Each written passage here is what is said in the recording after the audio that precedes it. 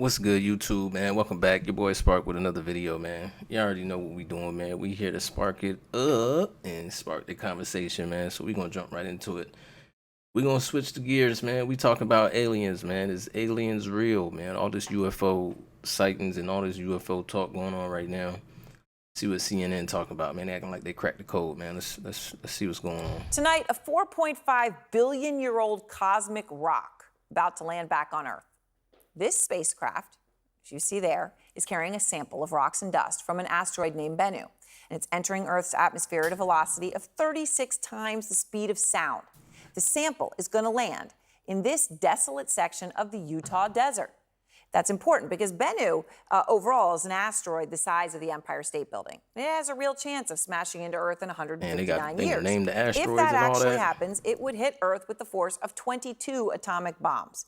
So NASA is hoping that this sample that they've obtained could help them figure out a way to prevent an impact and learn a lot more, obviously, about asteroids. Out front now, astrophysicist Neil deGrasse Tyson. He is the head of the Hayden Planetarium, the host of Star Talk, and he just wrote his latest book, To Infinity and Beyond, A Journey of Cosmic Discovery. So, Neil, I relish all of our conversations. So you've got this asteroid, and, it's incredible. All the math of it. We get on there. You get a little piece of rock, all by a robot, and they brought it home. So what can a scientist actually learn from this 4.5 billion-year-old rock that's about to land in Utah? Well, what we don't know for sure So hang on, let me get this right.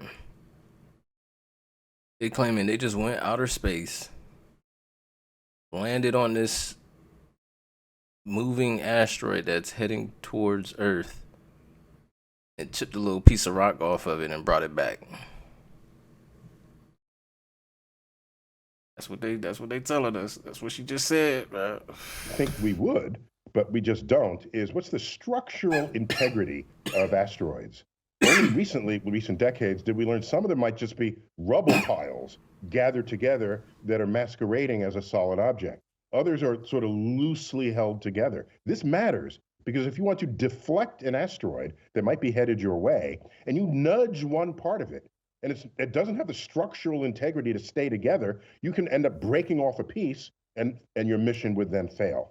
So by looking at what the material contents of Bennu is through this sample return, which, by the way, we just have to just praise that this is working, okay? Right. I mean, just look, I gotta say, we launched OSIRIS-REx, this mission, 7 years ago from a moving platform, Earth, intersected a moving target, Bennu, an asteroid. It did a touch and go, grabbed material, came back to Earth, deployed that capsule, and it keeps going, is going to visit more asteroids.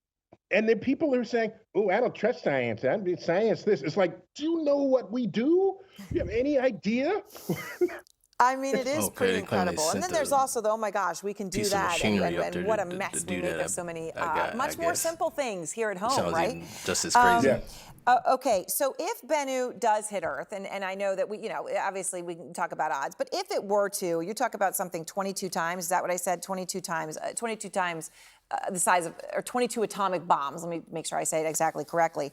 What would something like that do to Earth? Well, it's not an extinction level a hit. Well, if it hits a city, that's really bad. But we would have some good idea of that well in advance, right? By the way, as we get closer to 2182, these odds will improve in the sense that it'll either go to zero or go to certainty. It's not going to still dangle in is it or is it not? And so that's an important first point. So if we know that it's going to hit, then we got to know where it's going to hit. If it hits a city, it takes out the city completely. But most of Earth is not city, and most of land is not occupied. So my fear is that if it hits the ocean, then you got a tsunami that could take out an entire coastline, right? Wow. But otherwise, it would destroy a county's worth of land. That's about it. So, I hope everyone will get your new book. You talk about parallel worlds, black holes, wormholes, time travel, all these questions people have. One thing that a lot of people are talking about lately, and NASA even now has a head of UFOs, right? Congress has a hearing on UFOs. And so people are talking about UFOs and aliens in a more serious way than being on the front of the National Enquirer, the way it used to be. So a Mexican journalist displayed bodies of two supposed non-human beings in front of the Congress in Mexico, okay?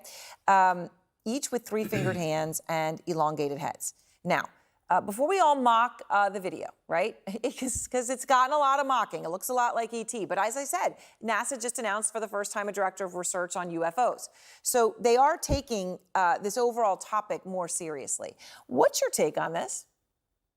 Well, first of all, I like what they did in Mexico. They had what they claimed are alien bodies, and they brought it out in front of their Congress. That's better than leaving them in a locked box and saying you and no one else can get to see them. So that's a start. But in science, a new truth, an objective truth, is only established when multiple labs can analyze whatever your claim is.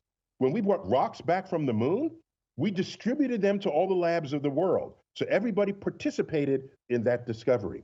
So here, bring out samples to others and let other people, skeptical people in other labs, where these corpses come from, or falsified, and then we move on. What was your reaction when you saw the images? Look like some Play-Doh dolls to me. I don't know. If they're from another planet, why do they look so human?